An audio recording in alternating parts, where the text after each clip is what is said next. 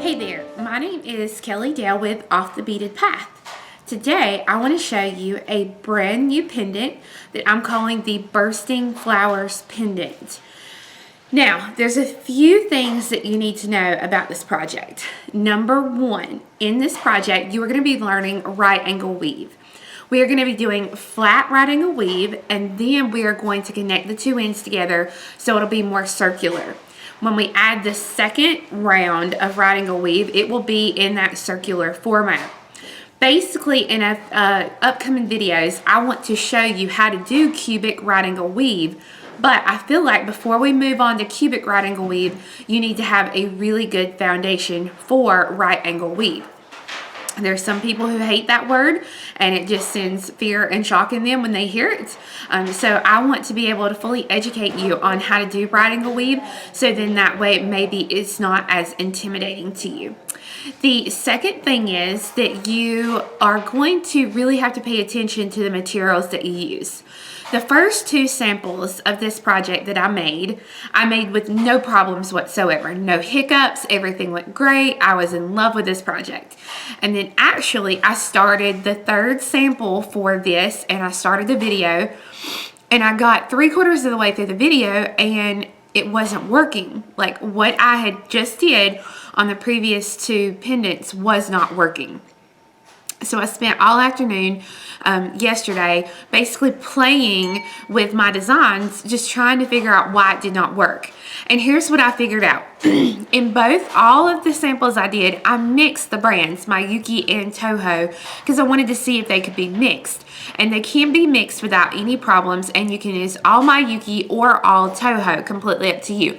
But what did not work was one of my Miyuki seed beads that I used, and I'm trying to find it here. It was this silver lined matte teal. And when I looked at the bead more closely, what was going on was this bead is it's still a round bead, but it had more of a cylinder shape than a round shape. And that made all the difference in the world as to how this actually fit the encasement. So what I'm going to do, I'm actually going to be doing two samples at the same time in this video. I'm going to be doing one sample that is exactly how my pattern will go. The other thing I'm going to show you is kind of like an alternate pattern that you can do. Say if you look and the original pattern is not working, and maybe one of your seed beads is more cylinder shape than a round shape. So I'm going to show you the alternate plus the regular pattern. In my written pattern that you can actually either purchase the printed copy, which we will mail to your home, or you can purchase instant download, which means as soon as you purchase it, you can download it to your computer or your tablet or your phone, whatever. It will have both patterns. It will have your regular pattern, and then it will have things that you might need to do alternate. So this is just a draft so you can see, but like my alternates are going to be highlighted in yellow. So when you get to a step, you'll need to know what you can change. So what I want to do is I want to go ahead and give you your list of materials that you're going to need. You're going to need 2 colors of a size 11 seed bead, and you're only going to need about 1 gram each of those. Now I'm using an A and a B, and I will explain more where your color placement is going to be on those in a minute. You're going to need about 1 gram of a size 15 seed bead. You're going to need some Super Duo beads, about 48 to 50. You're going to need a 4mm bicone and a 3mm bicone. So if you are going to do the regular pendant like I'm going to show you, you're going to need those 3s and 4s, and you're going to need a dozen of each. If you end up having to do the alternate pattern, you won't need 4mm bicones, but you will need all 3mm. So you are going to need like 26 of those, if I can remember right off my head. So all 3s there. The only other thing you're going to need as far as materials is you're going to need a Luna Soft cab. So today I'm going to be using the spearmint in the sample. This one, a Luna Soft, is I'm using the 24mm. It has a mirrored backing to it like this, and it's flat, and then it has your domed side, which kind of gives it that fiber optic cat eye look to it. So when you look at it straight on, it's flat with your domed top like this. So you can use pretty much any size 24 millimeter Ribley that you might have, as long as it has that same shaping to it. Other than that, I'm going to be using about 1.5 yards or around 84 inches of thread, and I'm going to use a size 10 beading needle. You can use a 10, 11, or 12, whichever one you have in your little beading arsenal, and will work. So let's go ahead and get started with the project. So here are the pendants that I want to show you how to do today. This is the original pendant that I made, and I'm going to go ahead and show you colors as well, because people always ask and I'm so terrible about that. So this one uses the Grape Luna Cab, and I've got the higher metallic violet Toho and the galvanized, perma-finish galvanized turquoise Toho for my 11s. My 15 is a Miyuki, and it is the matte metallic light olive. I used a pastel olive super duo, and then my 3 millimeters and my 4 millimeters are purple light. So this was the very first sample that I ever did. The second sample I did was this really pretty pink one. This uses the Pearl Luna Cab. It uses a Duracoat galvanized hot pink Miyuki seed bead and a matte white Toho seed bead. My super duos that I used are a Metalust hot pink, and then my 3 and my 4 millimeters are white jade. You can either use the white jade or the white jade AB for this. So these are the original two that I did. Oh, and my 15s, sorry, I had them in my hand, are your chalk white. So the third one that I did was this awesome color sample. Lori, that works with me, actually picked this one out, and you can see how different they look. These have 24 right angle weave boxes to hold this in place. This one took 26 because of the seed beads that I used. And you'll see, because of the change of the seed bead, I also had to change that outer edge. So this one has the Mango Luna Soft Cab with the 11.0 Perma Finish Galvanized Saffron, the 11.0 Miyuki Matte Silverline Teal. My super duos are a neon sunflower, and then my 3 and my 3 millimeters are this green zircon. So that is that color sample. So I'm going to be showing you this color sample as well as another color sample here. This one I'm going to be using the Spearmint Luna Cab. I'm going to be using a turquoise super duo.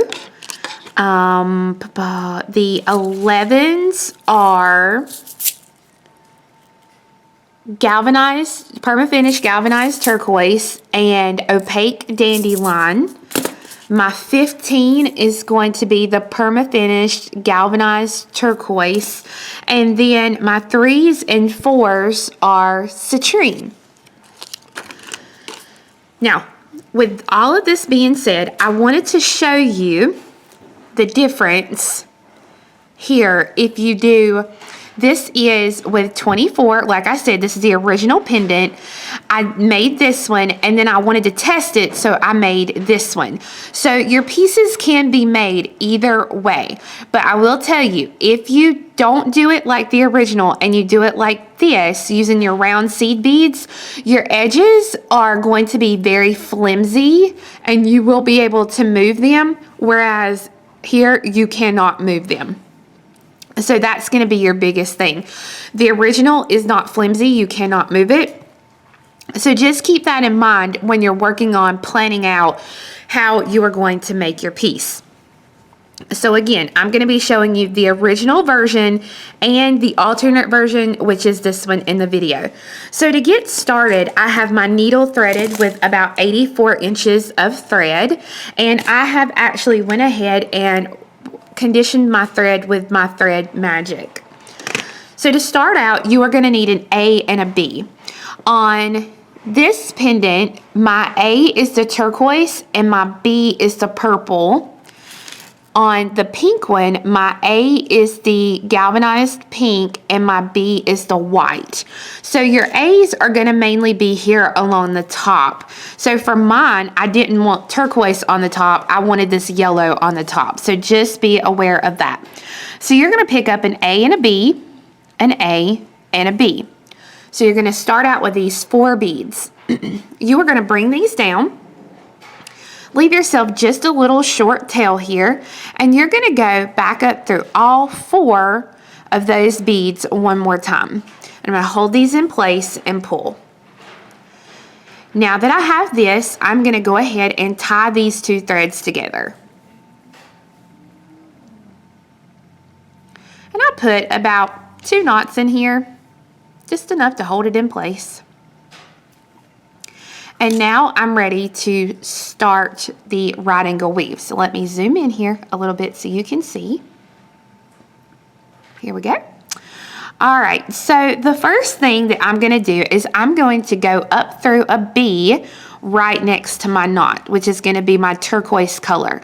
The reason I'm having them use 2 colors is because if you're not proficient in right angle weave, this will help you a little bit to see what you're doing. The next step is I'm going to pick up an A, a B, and an A. So an A, a B, and an A. My thread is coming out of the top of this B, so I'm going to come right back up through this B to make a circle. Now I need to be over here to start my next box. So to do that, I'm going to go through the A and the B that I just added. Now when I go through this B, I'm actually going to hold that bead with my fingers to keep this tight. So I have 1 and 2 right angle weave boxes now.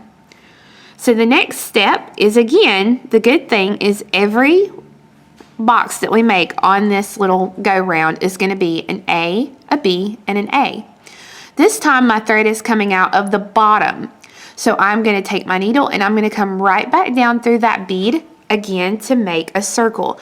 And you can see here I let go of that bead and you can see how that pulled away. So I'm just going to pull this back, hold that, and then pull that back.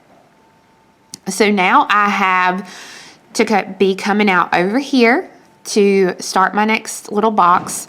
So I'm going to go through the A that I just added. And then I'm going to hold the B in place and I'm going to go up through the B.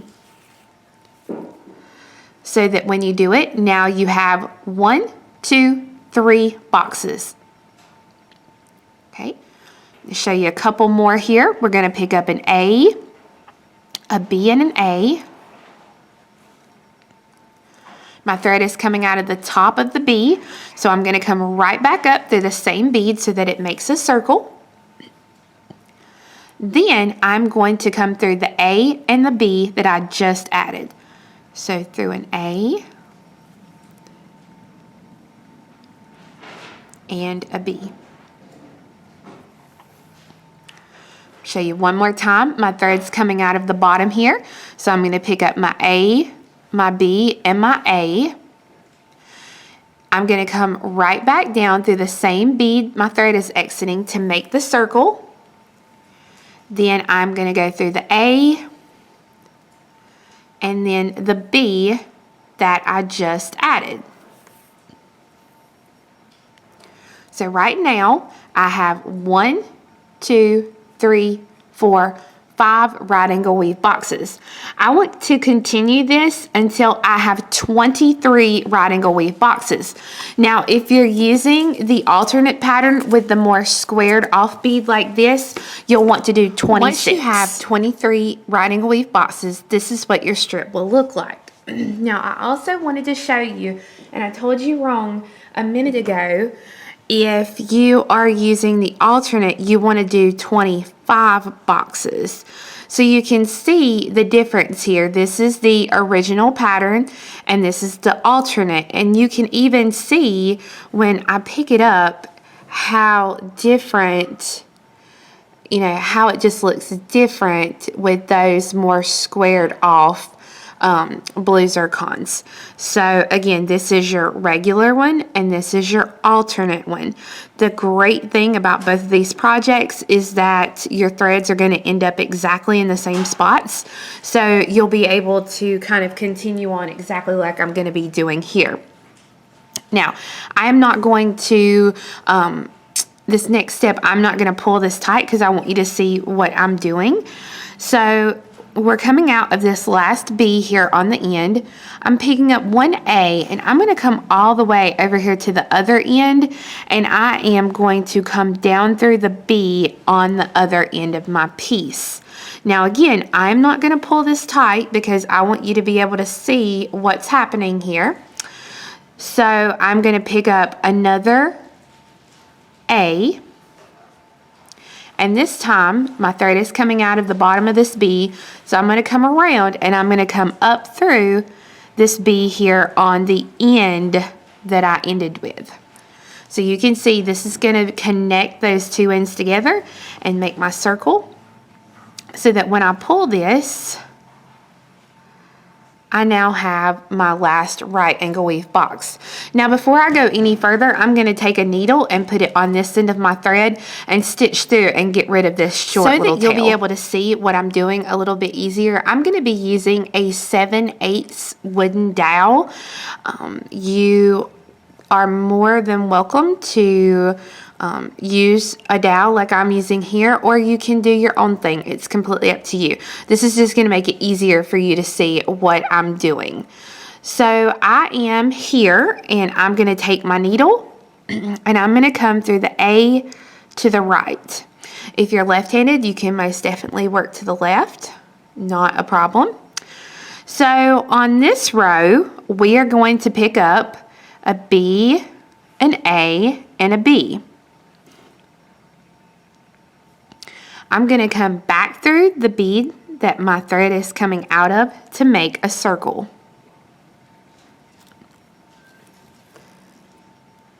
So now I have my first right angle weave box for this round. Now I'm going to take my needle and I'm going to go right up through the A right above, or I'm sorry, the B right above where my thread is exiting. I'm coming out of the B. This is the first bead of my box and the second bead of my box. Every box has to be made up of 4 beads. So I'm only going to be picking up 2 beads on this box. So I'm going to pick up an A and a B. I'm going to work back towards the beads I've already added, and I'm going to go through the A of my box. I'm going to go up through the B, right there where my thread's coming out, through the A and the B that I just added,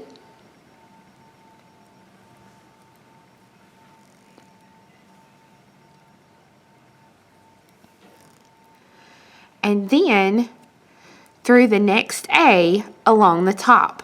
This will start my next box. So again, if you look here, I'm coming out of an A and I have a B. This is 2 beads of my box. So I'm going to pick up a B and an A.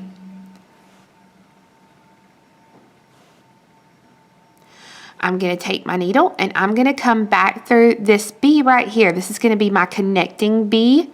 So I'm going to go through it. Pull this thread. And now this time I'm going to go through the A and the B. So I'm going through the A and the B up just like this. I'm going to put my finger on there and pull that straight up. So I'm coming out of the B, so I'm going to pick up an A and a B. I'm going to work back towards my other beads here, so I'm going to go through the A the B, and then the A and the B that I just added. You can do this, I like to do this one at a time because it helps to keep my beads in place. If you want to do it multiple beads at a time, you can do that as well. Now to get into position to add my next box, I've got to come through this very next A right here along the top. So I'm coming out of an A, so I'm going to pick up a B and an A. I'm going to come down through the connecting B here of my box. I'm going to go through the A, and then the B that I just added. So I hope you can see what's happening and how you're building your boxes. So right now I have 1, 2, 3, 4, 5 boxes going here. So now I'm going to pick up my A and my B. I'm going to come back through the A here along the top. Go through it. Then I'm going to go through the B, the A, the B, and the A. I've got to come all the way back around. So I'm going through the B, the A,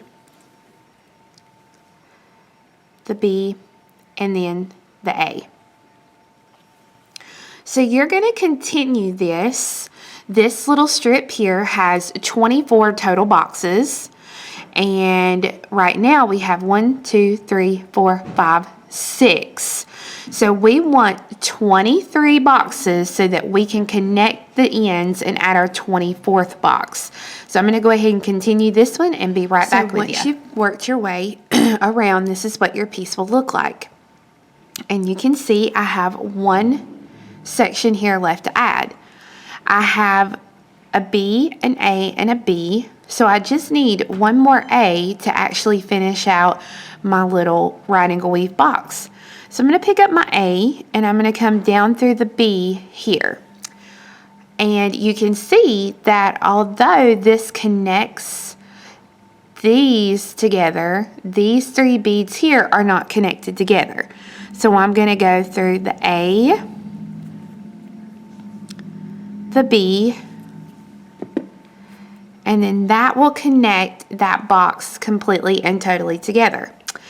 To start the next step though, I'm going to go ahead and I'm going to go through that A that I just added, and again I'm going to put my finger on it before I pull that thread. So now I'm going to slide it off of my little dowel, and I'm only going to be using the A's along the top. So I'm going to pick up a 15 and go through the next A, and then a 15 and go through the next A.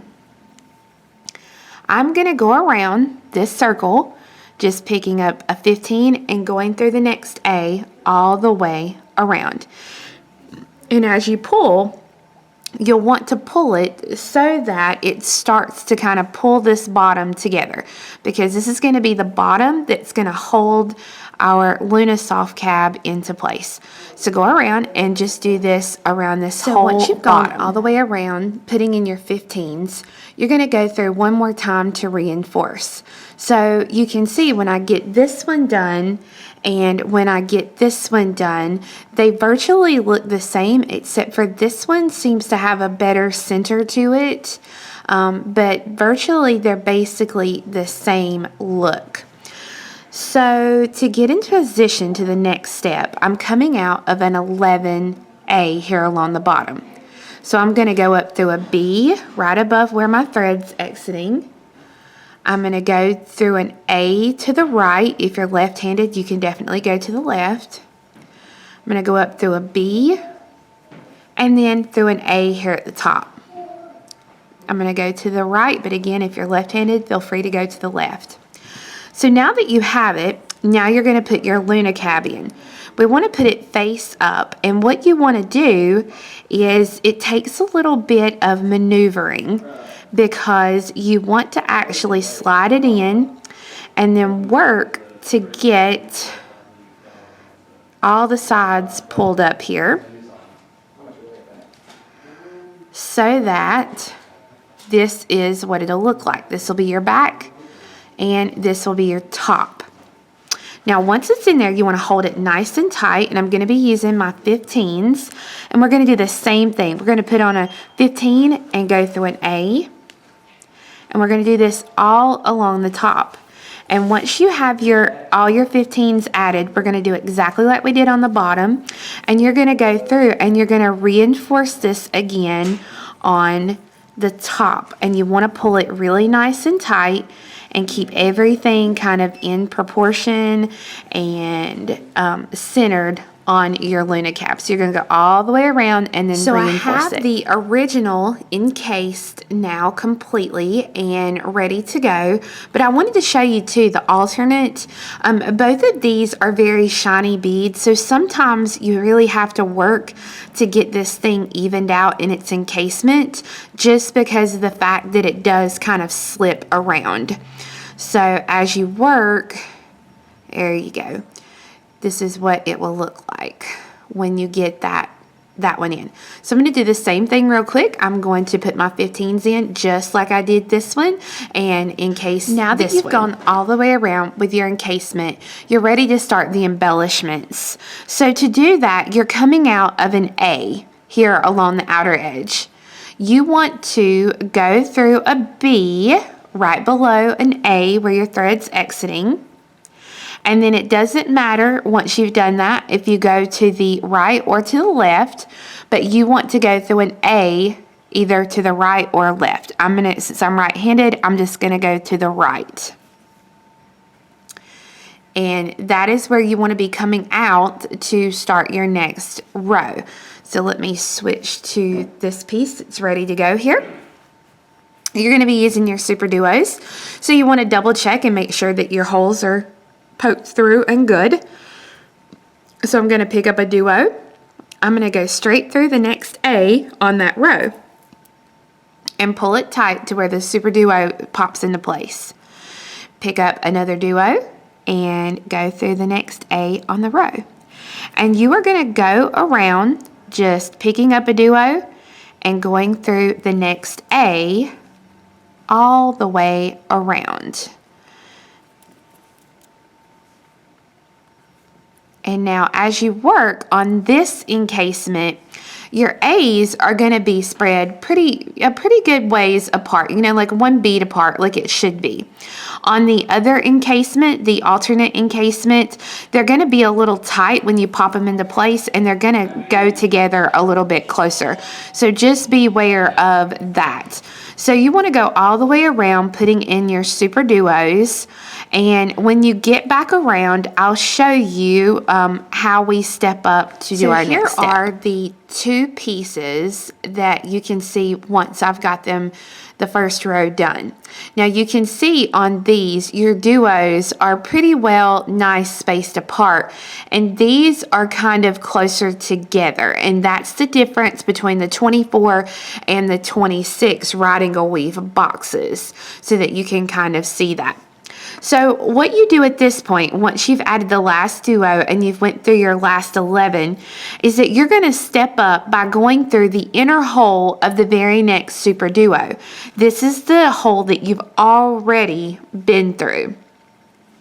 You're going to pick up a 15 and go through the inner hole of the next duo, and you are just going to do this all the way around, putting in a 15 in between each of your duos here in this piece.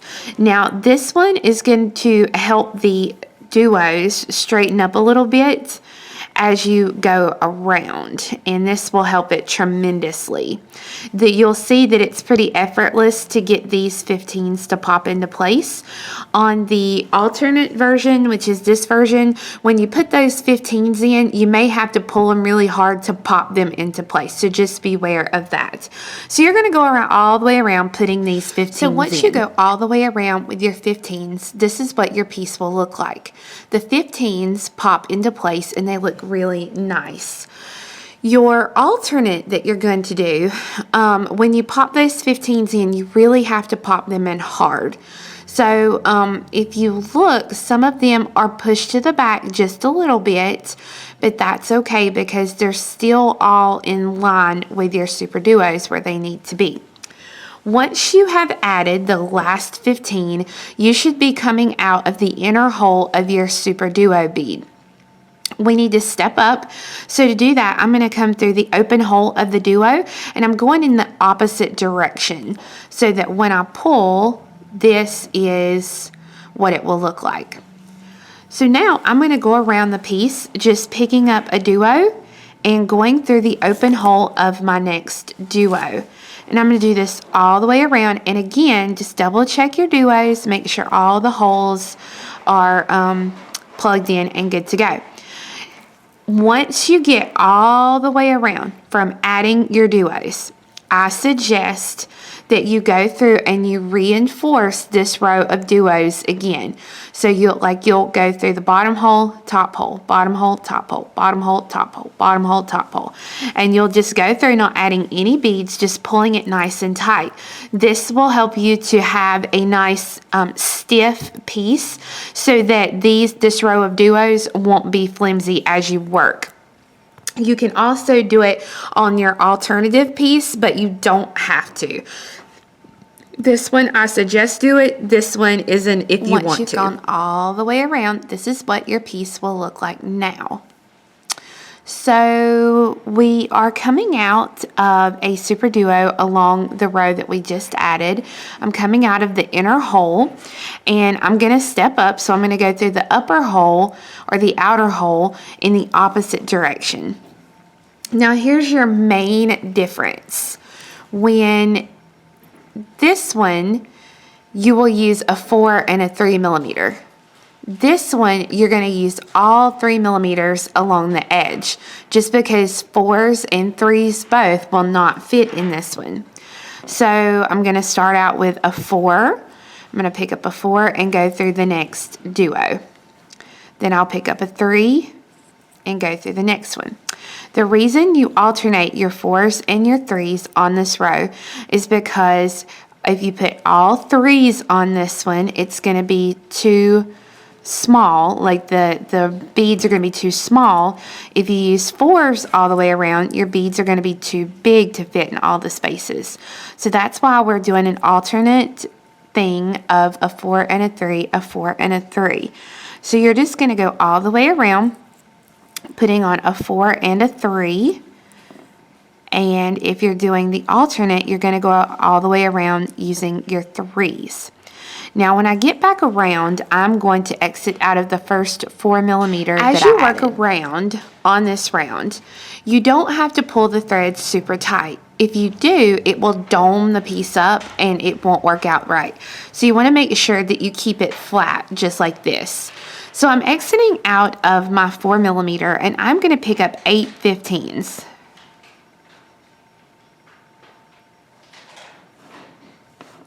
I'm going to come back through the bead that my thread is coming out of to make a circle for my little loop here. And then I'm going to go through and I'm going to reinforce this again. So I'm not adding any beads, I'm just going through them. Then I'm going to go ahead and do this one more time.